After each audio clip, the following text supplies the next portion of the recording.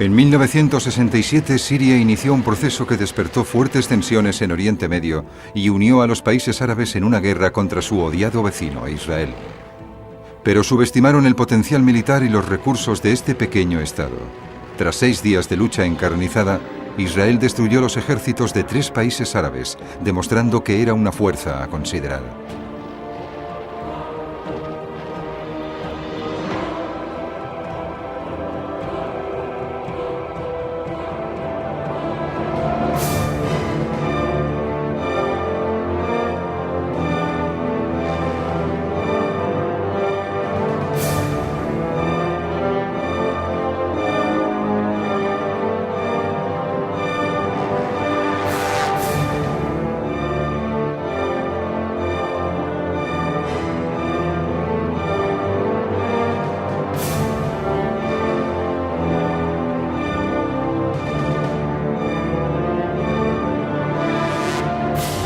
En la línea de fuego, la guerra de los 6 días.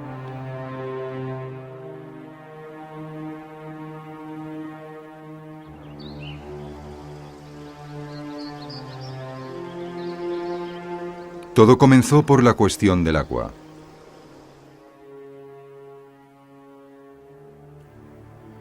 A mediados de los años 60, Israel empezó a utilizar el mar de Galilea como reserva de agua para abastecer a todo el país, transportándola por un canal a través del desierto del Negev. La mayor parte de los ríos que alimentan el mar de Galilea provienen de los altos del Golán, que por aquel entonces pertenecían a Siria. Este país reclamó parte de la explotación y empezó a construir un canal que desviaría los ríos del Golán del mar de Galilea. En cuanto comenzaron los trabajos de construcción en 1984, se inició también la cuenta atrás para la guerra. Durante 20 años, Israel había estado en guerra con sus vecinos. La resolución de las Naciones Unidas de 1947, que convirtió una delgada franja de Palestina bajo control británico en sendos estados judío y árabe, fue rechazada tanto por los palestinos como por la mayor parte del mundo árabe. Cuando en 1948 se marcharon los británicos, 7 ejércitos invadieron Palestina, ocupando el territorio destinado a los árabes palestinos y atacando al nuevo Estado de Israel. Desde el fin de esa guerra, en 1949, las fronteras de Israel estaban inmersas en una inestable tregua.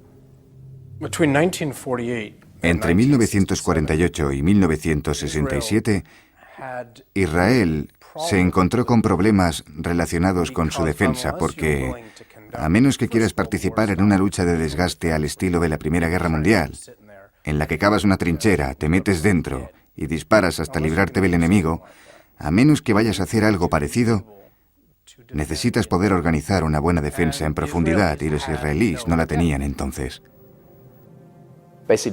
Israel tenía geográficamente forma de reloj de arena. En el norte había una zona rodeada de montañas coronadas por el monte Hermón, de 2.750 metros de altura. Y había otra zona en el sur, en el Negev, ambas conectadas por un corredor muy angosto. La zona más estrecha de dicho corredor solo tenía 11 kilómetros, por lo que la artillería jordana, desde las colinas de Judea, podía atacar las costas israelíes. Israel tenía muy poca población, muy poca superficie, no tenía profundidad estratégica y poseía unas fronteras muy extensas. Su economía era relativamente débil, sin apenas base, por lo que no podía permitirse una larga guerra de desgaste, teniendo que optar por una guerra de maniobra.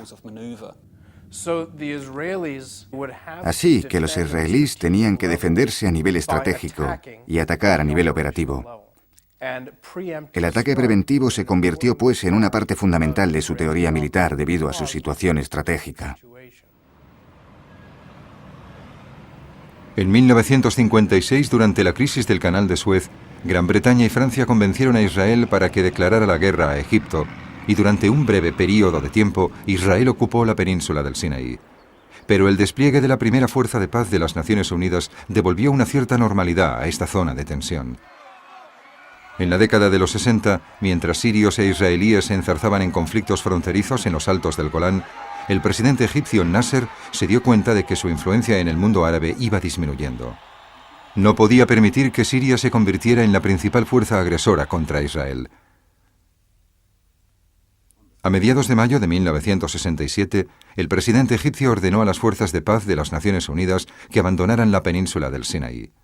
Quizá Nasser solo deseaba que se retiraran parte de estas fuerzas de paz, o, con suerte, que Uzant dijera que no, que las fuerzas de paz debían quedarse en interés de la seguridad y la paz internacionales. De este modo, Nasser podría argumentar que la Organización de las Naciones Unidas se oponía a sus propósitos, y Naciones Unidas podría decir a su vez que no tomaría en cuenta el parecer de Nasser, y este habría mostrado su fuerza ante Israel, que era lo que le interesaba. Pero, para gran sorpresa del presidente egipcio, las fuerzas de paz de las Naciones Unidas abandonaron la zona y de pronto Nasser, que había estado hablando de forma muy beligerante contra los israelíes, mostrando intenciones absolutamente agresivas a través de sus palabras, se encontró súbitamente con que nada ni nadie se interponía entre él y los israelíes. Ahora Nasser vigilaba los estrechos de Tirán, el acceso de Israel al Golfo de Aqaba en el Mar Rojo. Con las fuerzas egipcias dominando los estrechos, podía cortarse el acceso por mar al puerto israelí de Eilat. Los expertos internacionales observaban los preocupantes acontecimientos. A pesar de que los estrechos de Tirán estaban dentro del límite de los 5 kilómetros de las aguas territoriales egipcias, estos estrechos eran un canal internacional. Bloquear el paso a los barcos de un país se consideraba un acto de guerra. Los israelíes contemplaron con alarma cómo los egipcios se preparaban para la guerra. El 20 de mayo movilizaron a su ejército, convocaron a los reservistas y paralizaron la economía del país.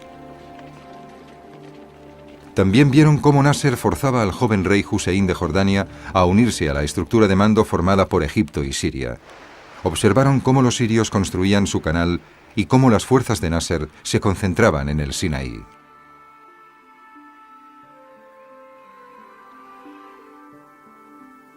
Mientras tanto, la sexta flota norteamericana se puso en alerta en el Mediterráneo y como contrapartida, la flota soviética del Mar Negro empezó a su vez a navegar hacia los Dardanelos. El 28 de mayo, Nasser anunció: «Pensamos realizar un ataque general sobre Israel. Será una guerra total. Nuestro objetivo básico es la destrucción de Israel». Estas palabras reafirmaron la determinación de Israel. En el Consejo de Ministros israelí, halcones y palomas se unieron ante la amenaza de Nasser, y el 4 de junio un Consejo de Ministros de Unidad Nacional, tras escuchar durante 7 horas los partes militares, autorizó al primer ministro a iniciar la guerra. El primer ministro israelí, Eshkol, ordenó a su nuevo ministro de Defensa, Moshe Dayan, que las hostilidades comenzaran el 5 de junio a las 7:45 horas, las 8:45 en El Cairo.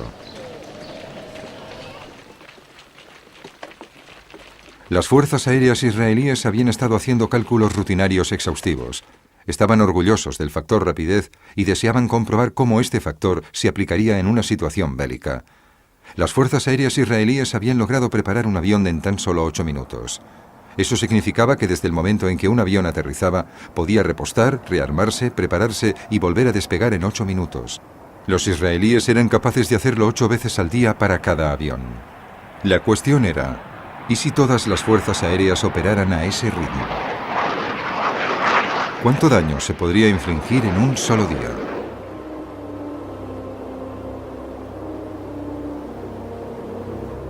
Los estrategas israelíes estudiaron los cálculos una y otra vez. Su análisis decía que si actuaban contra Egipto de forma implacable durante toda una mañana, podrían llegar a destruir las fuerzas aéreas egipcias por completo en tierra y aún les sobraría tiempo para combatir a las fuerzas aéreas de Siria y de Jordania, muy inferiores respecto a las egipcias. El 5 de junio de 1967, a las 8 en punto hora del Cairo, los aviones israelíes despegaron. En unas fuerzas aéreas bien dirigidas, lo que suele ocurrir en momentos de fuerte tensión internacional es que las primeras patrullas aéreas despegan al amanecer y se van relevando a lo largo de todo el día, por lo que continuamente vuelan patrullas aéreas sobre los puntos estratégicos, es decir, bases militares, bases aéreas y otros puntos de interés. Pero resulta sorprendente la cantidad de veces que la primera patrulla despega y vuelve a aterrizar, existiendo un margen de tiempo significativo entre una patrulla y la siguiente. Los egipcios no fueron los únicos en desatender esa cuestión. Ya los estadounidenses, por ejemplo, en Filipinas, el 8 de diciembre de 1941, perdieron prácticamente toda su aviación por cometer precisamente ese mismo error. Los aparatos B-17 y P-40 norteamericanos despegaron por la mañana y luego aterrizaron, y mientras repostaban, los japoneses atacaron. Esto mismo ocurría el 5 de junio de 1967. A las 8:45 de la mañana, los dos aviones de la patrulla israelí desaparecieron de los radares egipcios. El capitán general del ministro de Guerra egipcio, Amer, se encontraba en un avión que hacía de puesto de mando aéreo junto a su jefe de las fuerzas aéreas y a un general de brigada soviético. El capitán general Amer observó a través de una ventana de su avión cómo una nube negra se elevaba desde el inmenso campo de aviación situado al oeste de El Cairo. Nasser había amenazado con la guerra a Israel y este país había aceptado el desafío.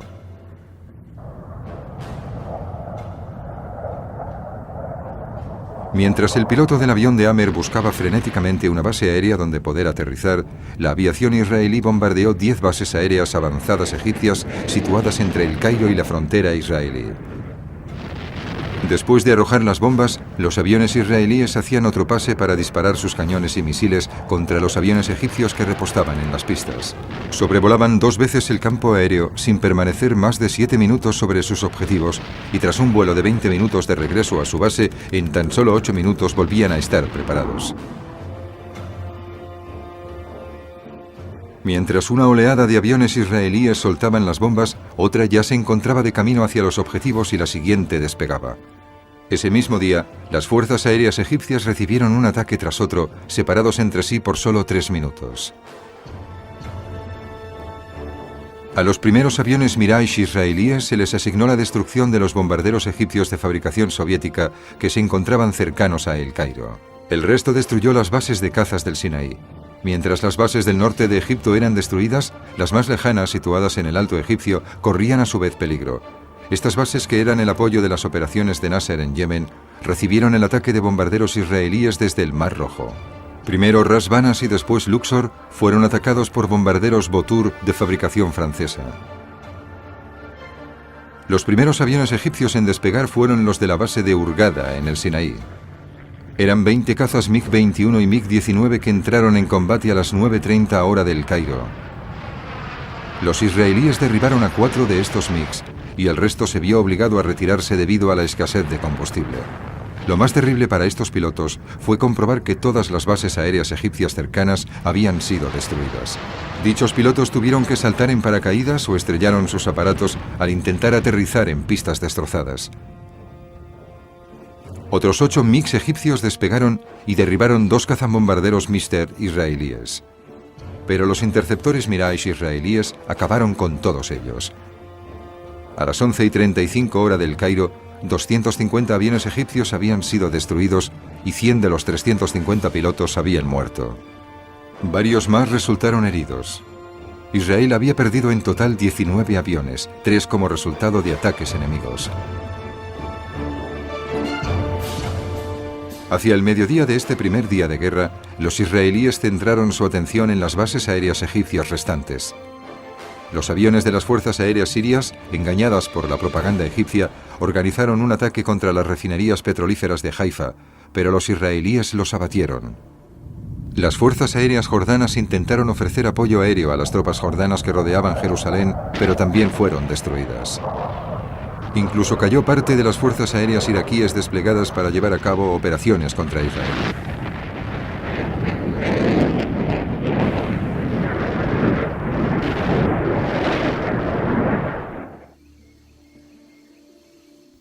A mediodía del primer día de guerra, Israel había logrado la supremacía aérea absoluta no solo sobre su propio espacio aéreo, sino también sobre los espacios aéreos egipcio, jordano y sirio.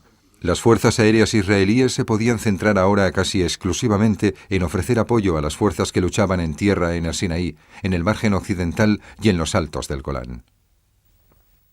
Esta superioridad aérea era absolutamente crucial para los israelíes por muchas razones. Estratégicamente les daba gran alcance, pues les permitía lanzar a sus fuerzas a lo largo de enormes distancias utilizando relativamente pocos activos. Desde el punto de vista operativo, significaba que podían moverse entre los distintos frentes.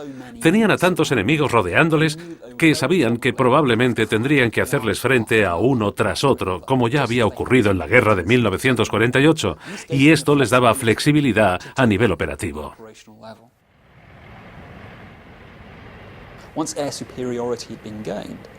En cuanto comprobaron su superioridad en el aire, pudieron usar la aviación para apoyar de cerca al ejército que avanzaba, pudiendo interceptar al enemigo si enviaba refuerzos o si intentaba retirarse.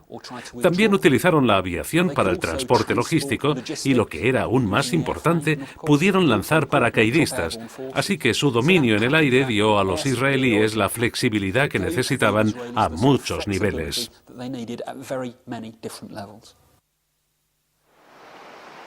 El ejército egipcio había preparado un plan para la defensa del Sinaí.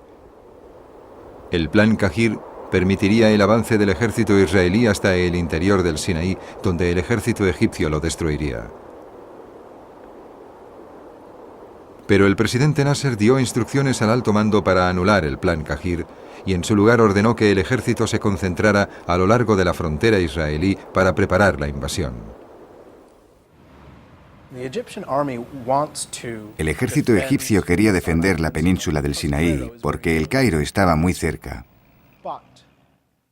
Pero aunque los generales egipcios habían desarrollado este plan, Nasser lo cambió. Debido a su retórica bélica, Nasser tuvo que abandonar la idea de utilizar al ejército para defender el Cairo y el Sinaí del ataque israelí. Cambió el plan porque quiso ser consecuente con sus palabras y preparó a su ejército para el ataque. El nuevo plan egipcio consistía en comenzar las hostilidades con un ataque aéreo sorpresa sobre las fuerzas aéreas israelíes para lograr el dominio sobre el desierto del Negev. Después, la 20ª División Ejército de Liberación de Palestina del ejército egipcio atacaría a Israel desde la Franja de Gaza, mientras que la 4ª División Acorazada Egipcia entraría por el sur de Israel y se reuniría con la 60ª Brigada Acorazada Jordana para aislar el puerto israelí de Eilat en el Mar Rojo. La 6ª División de Fusileros Motorizada Egipcia, apoyados por la poderosa 1ª División Acorazada, tomarían Eilat y consolidarían la ocupación egipcia en el sur de Israel. Este nuevo plan puso a las Fuerzas Armadas egipcias en una situación muy complicada. No lo esperaban, no eran flexibles. Y esta nueva maniobra las envió a un terreno que no conocían bien y para el que no habían sido entrenadas. Eso significaba que la organización militar egipcia, relativamente fuerte en su propio país, de repente, en territorio desconocido, adolecía de total falta de cohesión y las Fuerzas Armadas israelíes sabían que debían aprovechar al máximo ese factor en el momento de la batalla. Los egipcios penetraron en el Sinaí y se atrincheraron para defenderlo. Entonces les ordenaron que abandonaran esas posiciones y que se trasladaran y atrincheraran en una nueva posición para atacar a los israelíes. Los soldados egipcios ni se molestaron en atrincherarse. Ya no se sentían motivados, no estaban bien dirigidos, y ese nuevo movimiento inútil en el Sinaí solo sirvió para desmoralizarlos aún más. Así que cuando llegaron los israelíes no se encontraron con un enemigo atrincherado y preparado, sino con unas tropas que no estaban en absoluto preparadas para la lucha. La estrategia de los israelíes consistía en primer lugar en penetrar entre las compactas unidades avanzadas egipcias. Luego seguirían hacia el oeste para cruzar el Sinaí por las 3 rutas principales que iban de este a oeste, avanzando a lo largo de la costa y hacia los pasos de montaña del extremo occidental de la península. Durante esta fase, iban a destruir la formación de reserva egipcia.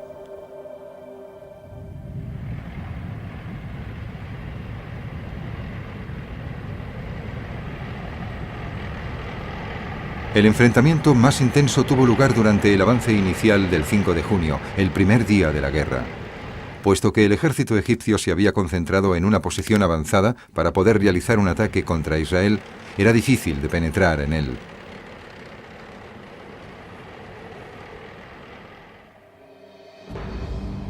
En Abu Agheila, los egipcios habían adoptado una posición defensiva que bloqueaba la ruta central que atravesaba el Sinaí. La posición se había preparado según tácticas soviéticas. A la derecha, las colinas y las grietas en las rocas conformaban varios círculos de trincheras y a la izquierda lo hacían las cambiantes dunas de arena. Delante tenían campos de minas cubiertos por ametralladoras en las trincheras y por artillería en la retaguardia. A unos pocos kilómetros, una fuerza de ataque acorazada estaba preparada para contraatacar. El general de brigada Ariel Sharon mandó a sus tanques a bloquear al ejército egipcio haciendo un rodeo. Envió en helicópteros a sus paracaidistas para que atacaran a la artillería egipcia, disparando a los tiradores que se hallaban en las trincheras. Sus tanques y cañones esperaron delante de las defensas egipcias, mientras su infantería avanzaba por las dunas situadas a la izquierda de los egipcios. Al saber que la artillería egipcia había sido silenciada, los tanques y cañones israelíes atacaron al extremo izquierdo de las trincheras egipcias.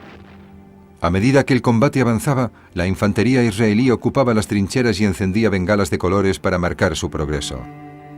Los tanques y los cañones israelíes utilizaron esas luces para apuntar, y los tapadores atravesaron los campos de minas para despejar el terreno a los blindados israelíes.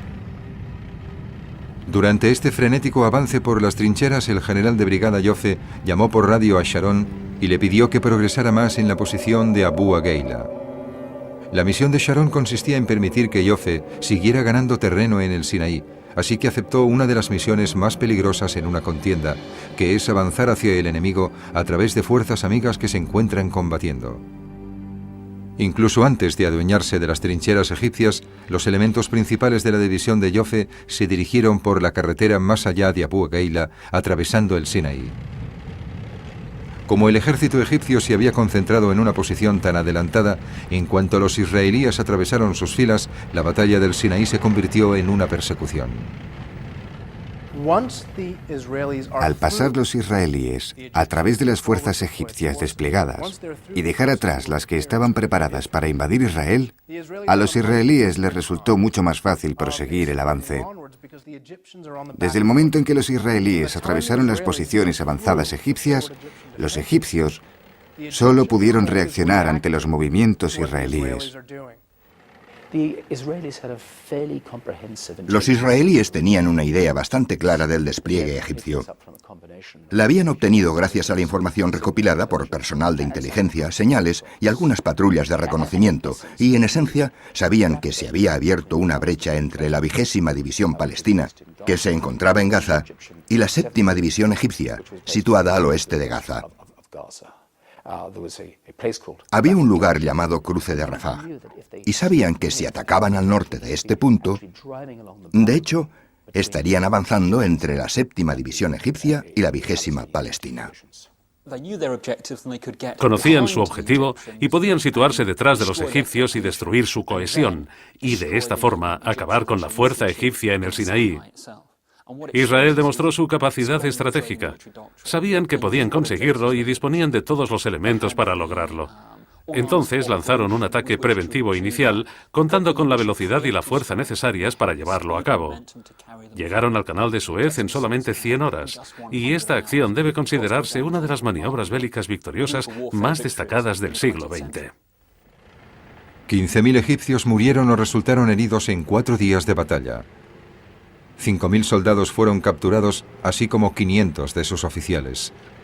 El 8% del armamento egipcio quedó en manos de los israelíes, incluyendo centenares de tanques y de cañones. Israel había perdido 300 soldados y tenía más de 1 millar de heridos. El ejército israelí tardó 4 de los 6 días que duró la guerra en vencer al ejército egipcio en el Sinaí. Cuando llegó, el 8 de junio, los egipcios estaban dispuestos a aceptar un alto el fuego. Los destacamentos destinados a avanzar hasta el extremo meridional del Sinaí ya no eran necesarios. La marina israelí desembarcó en Sharm el-Sheikh para izar la bandera israelí en los estrechos de Tirán.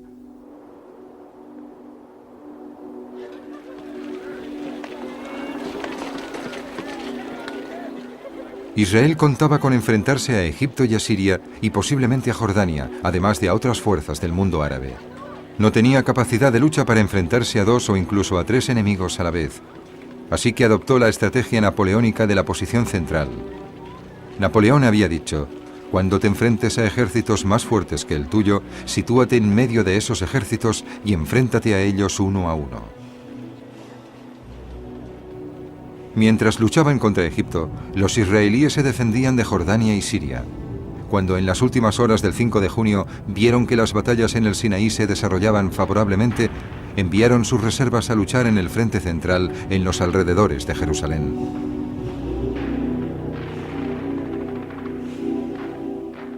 El ejército jordano, con algo de ayuda de Egipto, contaba con 6 brigadas de infantería para la defensa del margen occidental, 3 en Samaria, al norte, 2 en Jerusalén y 1 en las colinas de Judea, al sur de Belén. Había otra brigada de reserva cerca de Jericó. La fuerza de ataque jordana estaba formada por 2 brigadas acorazadas, la 40ª brigada en el Valle del Jordán y la 60ª brigada lista para unirse a las fuerzas egipcias en el sur. Cuando el ataque israelí derrotó completamente a las fuerzas egipcias en el desierto del Negev, la 60ª brigada quedó libre para atacar a los israelíes en los alrededores de Jerusalén. Los israelíes enfrentaron a Jordania con la enorme brigada Jerusalén, una brigada de infantería de reserva cerca del aeropuerto de Lot y una brigada de infantería de reserva cerca de Netanya, en la zona más angosta de Israel. Se les podía sumar una división de las fuerzas que luchaban contra Siria, en el norte. Eso bastaba para defenderse del pequeño pero bien entrenado ejército jordano, pero no eran suficientes para atacarlo. Solo cuando Jordania se hubo involucrado en la guerra y Egipto ya no suponía una amenaza, el Estado Mayor israelí pudo enviar sus reservas operacionales contra Jordania. La fuerza de ataque contra Jordania estaría compuesta por la 10ª Brigada Mecanizada, bajo las órdenes del coronel Uri Ben-Ari, de origen alemán, el padre de los cuerpos acorazados israelíes. A Ben-Ari, muy aficionado a los cigarros, le llamaron como reservista para liderar el ataque acorazado contra Jerusalén. Junto a él iban los paracaidistas de reserva de la 55ª Brigada, que estaban preparados para saltar sobre Egipto, pero que no llegaron a ser movilizados. Ben-Ari llevó a sus fuerzas mecanizadas a través de las accidentadas colinas al norte de Jerusalén, cortando el margen occidental por el medio en la mañana del 6 de junio. Al mismo tiempo, la brigada israelí del aeropuerto de Lot se dirigió a la antigua fortaleza británica de Latrun y se la arrebató a los comandos egipcios. El rey Hussein, animado por sus aliados, lanzó un ataque aéreo contra los israelíes. Cuando pensamos en el rey Hussein, tenemos que recordar la dualidad política de la posición jordana. Jordania controlaba lo que iba a convertirse en el margen occidental y tenía serias dudas tanto de los motivos de Siria como de los de Egipto. Para que Jordania continuara la lucha y prosiguiera los ataques contra los israelíes, Nasser mintió descaradamente al rey Hussein. El presidente egipcio hizo cuanto pudo para convencer al rey Hussein de que las fuerzas aéreas israelíes habían sido derrotadas por completo, cuando éstas en realidad habían asestado un duro golpe a Egipto. Nasser le dijo a Hussein que el 70% de las fuerzas aéreas israelíes, una parte muy importante de las fuerzas enemigas, había sido destruido. Y el rey jordano se vio obligado a involucrarse. De hecho, si analizamos el factor geopolítico de la situación, es imposible imaginar cómo Hussein podría haber evitado hacerlo. En cuanto las fuerzas aéreas israelíes finalizaron sus misiones en Egipto y Siria, se centraron en Jordania y destruyeron las fuerzas aéreas de este país. El rey Hussein ordenó que su 60ª Brigada acorazada abandonara las colinas de Judea para enfrentarse a las fuerzas mecanizadas de Ben-Ari, pero mientras se desplazaban fueron destruidas desde el aire por las misiones de apoyo israelíes. Los paracaidistas israelíes prepararon el equipo, se olvidaron de las operaciones en el desierto y se dirigieron a la zona de Jerusalén, rodeándola desde el norte y el este por la zona de la ciudad antigua. Los jordanos llevaban 19 años levantando defensas alrededor de la ciudad antigua de Jerusalén para evitar que los israelíes atacaran entre Ramalla y la zona antigua. Se trataba de un sistema defensivo muy parecido a los de la Primera Guerra Mundial, compuesto por zonas de destrucción escogidas, trincheras, edificios interconectados de varios pisos y con sótanos intercomunicados por trincheras, alambradas y minas, tanto antitanque como antipersona. Así que era francamente difícil conquistarla, pero eso fue exactamente lo que hicieron los israelíes en la batalla de la colina de la munición. Algunos sugieren que los israelíes deberían haberla evitado y, realmente, en el Sinaí, donde existen kilómetros y kilómetros de terreno, podrían haberlo hecho. Pero para no perder el impulso del avance, la Brigada 55 de paracaidistas israelí tuvo que atacar la colina de la munición y estar dispuesta a sufrir numerosas bajas durante la batalla para lograr rodear el perímetro norte de Jerusalén.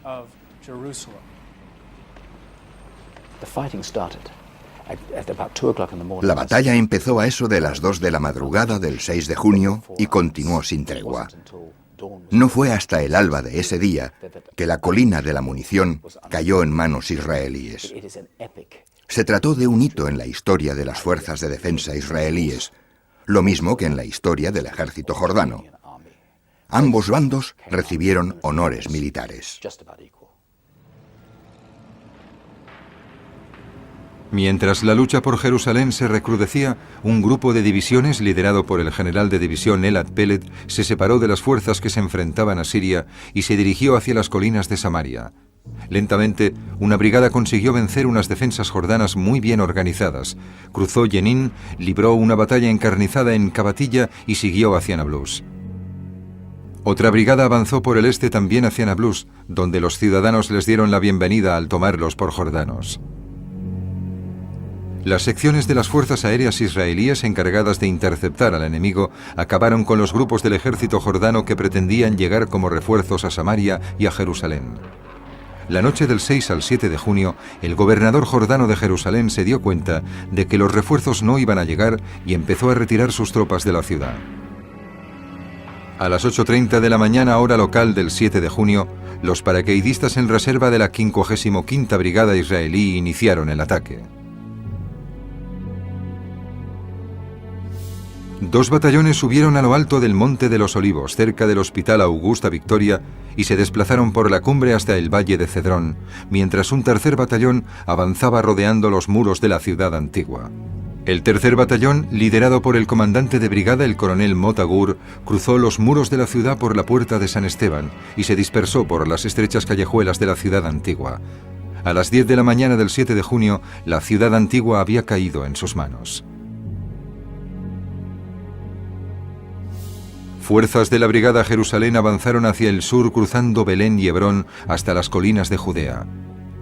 La 10ª Brigada de Ben-Ari se dirigió al norte por el Valle del Jordán.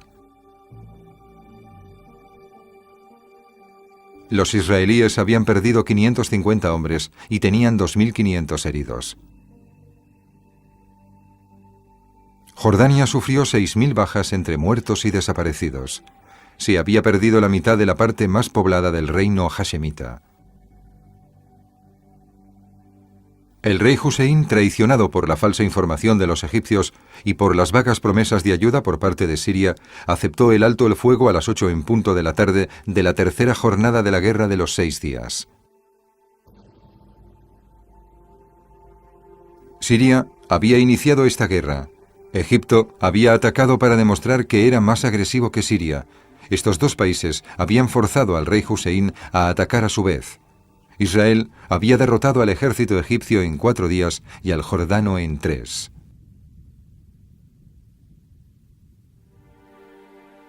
Mientras la situación empeoraba para Jordania y Egipto, 8 brigadas sirias se mantenían en los altos del Golán. Los habitantes del norte de Israel se quejaban de que el macizo de los altos del Golán facilitaba a la artillería siria disparar hacia sus granjas. Los sirios llevaban años haciéndoles la vida imposible, atacándoles mientras trabajaban. Durante la guerra de los 6 días, 2 civiles israelíes perdieron la vida a manos de la artillería siria y 16 resultaron heridos. Guerrillas que contaban con el apoyo de Damasco habían estado operando en el norte de Israel, atacando infraestructuras israelíes. Cuando Egipto aceptó el alto el fuego el 8 de junio, el ministro de Defensa israelí aprobó un ataque a los altos del Golán. Los altos del Golán alcanzan los 620 metros sobre el nivel del mar de Galilea. Es una meseta inmensa, con la cima llana, cubierta de piedra volcánica, surcada por barrancos y cañones profundos, que se alza ante la Baja Galilea, en Israel. Si subes a lo más alto de los altos del Golán, sobre el mar de Galilea y la Baja Galilea, se puede divisar todo. Es una barrera, más que un obstáculo, por así decirlo, entre dos países enemigos. Así que el Estado que posee estos altos cuenta con una ventaja estratégica importantísima. Israel los puede utilizar como plataforma de lanzamiento contra Siria y Damasco. Siria, si se apodera de dichos altos, puede desde allí bombardear el norte de Israel, Galilea, o incluso atacar en un punto en el que Israel cuenta con poca profundidad estratégica. Así pues, los altos del Golán poseen una importancia estratégica fundamental para ambos bandos, y por esta razón son considerados un punto crucial.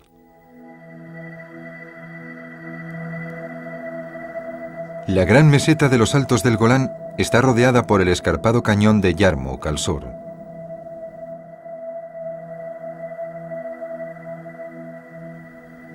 Por los acantilados que bordean el mar de Galilea al suroeste y al oeste por el valle del río Jordán, poco profundo en comparación.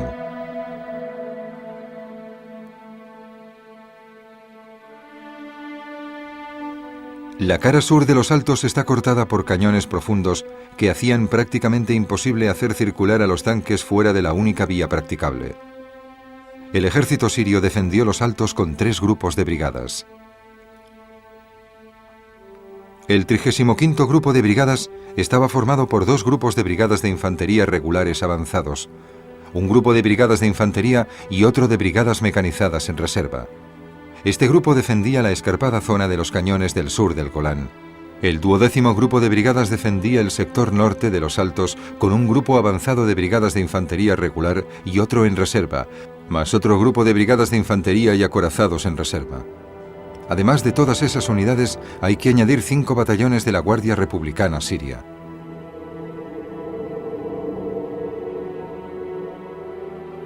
Las brigadas de infantería se hallaban en búnkeres de hormigón bien escondidas y listas para atacar. Disponían de provisiones y estaban descansadas y preparadas para afrontar un ataque israelí. El 42º grupo de brigadas formaba una fuerza de ataque mecanizada. Contaba con un grupo de brigadas acorazadas, 2 grupos de brigadas mecanizadas regulares y otros 2 grupos de brigadas de infantería en reserva.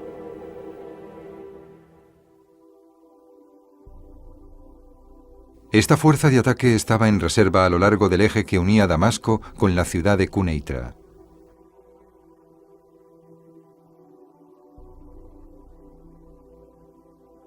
Los israelíes debían buscar puntos en los que las laderas de la meseta tuvieran la suficiente pendiente como para que los sirios no las hubieran podido fortificar mucho, pero que a la vez fueran poco profundas para que los tanques y las semiorugas pudieran maniobrar. Los israelíes enviaron 2 grupos de división a los altos del Golán.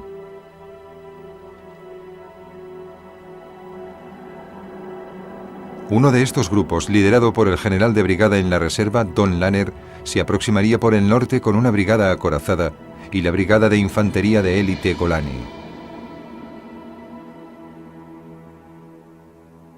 Otro grupo, que atacaría desde las escarpadas laderas del sur de los altos, estaría formado por brigadas que habían luchado en los alrededores de Jerusalén y que tendrían que volver a desplegarse en el Golán mientras el grupo de Lanner luchaba en el norte.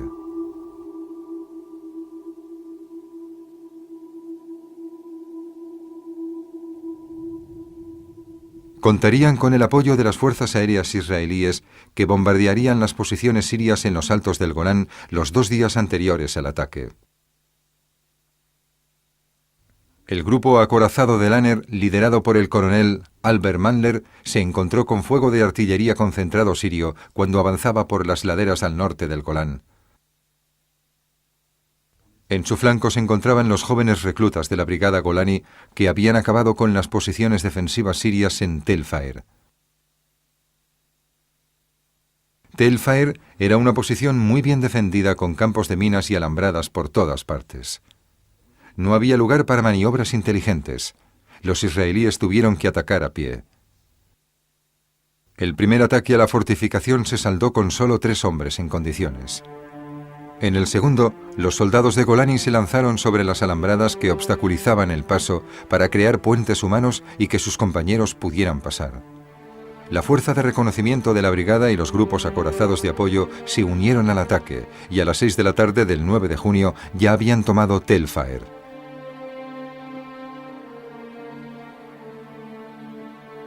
Al final del primer día, los israelíes habían tomado la parte norte de los altos.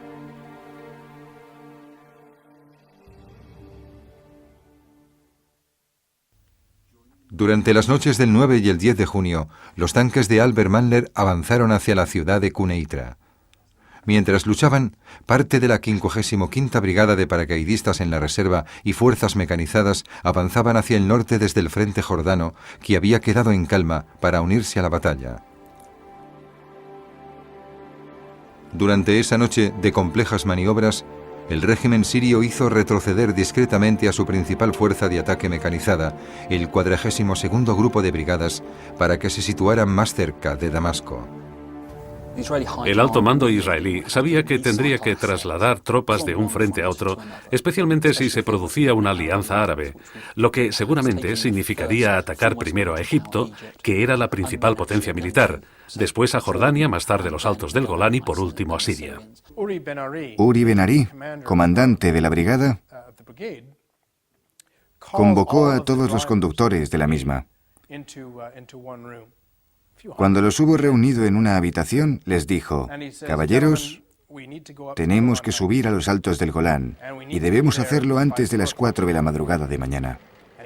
Les dio una cuadrícula y les indicó: «Este es el final de nuestra ruta. Entre aquí y aquí encontrarán policía militar intentando controlar el tráfico. Habrá encargados de logística que querrán firmas y documentos a cambio de combustible. No me importa cómo lleguen allí, pero deben estar a las 4 de la madrugada de mañana».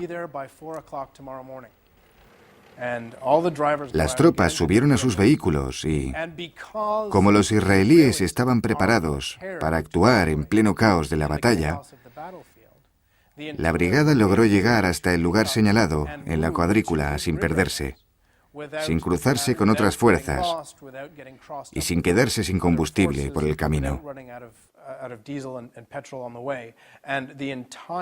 Toda la brigada consiguió llegar al día siguiente, donde tenía que hacerlo, porque estaban preparados para lograrlo en medio del caos, sin intentar imponer orden.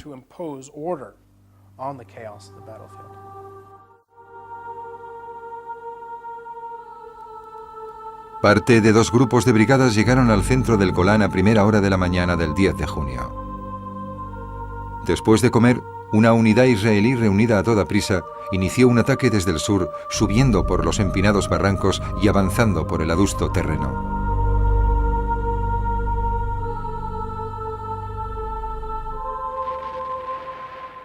La resistencia siria se desconcertó cuando Damasco empezó a retirar de la lucha un grupo de brigadas tras otro. Siria podía permitirse perder los altos del Golán, pero no quedarse sin su ejército.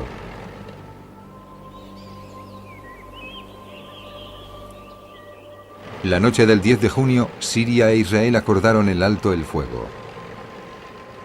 2.500 soldados sirios habían perdido la vida, 5.000 habían resultado heridos y 591 habían caído prisioneros. 127 israelíes habían muerto y 600 habían resultado heridos en el enfrentamiento. Tras la guerra de los 6 días, Israel por fin poseía defensa en profundidad. Tenía territorios con los que podía negociar la paz, negociar el reconocimiento. Por primera vez en su historia, tenían zonas de separación alrededor de su propio estado inicial. Que el Sinaí estuviera ocupado por los israelíes era algo extraordinario. Quizá no tuvieran suficientes tropas para ocuparlo como era debido. Quizá eso les hacía sentirse demasiado orgullosos. Pero entre 1967 y 1973, el Sinaí fue una zona de separación absolutamente crucial. También habían arrebatado los Altos del Golán de manos sirias, un punto absolutamente vital y estratégico que brindaba a Israel todo tipo de ventajas al norte, y además habían conseguido el margen occidental, una zona de gran importancia operativa, estratégica y religiosa. Pero Israel tenía un gran problema. Había ocupado el margen occidental, que tenía una gran cantidad de población palestina. Eso le iba a crear toda clase de dificultades porque no solo la comunidad internacional no reconocería esa anexión israelí, sino que dentro de la misma sociedad israelí, algunas voces discutían que el margen occidental era parte del territorio israelí y debía ser colonizado.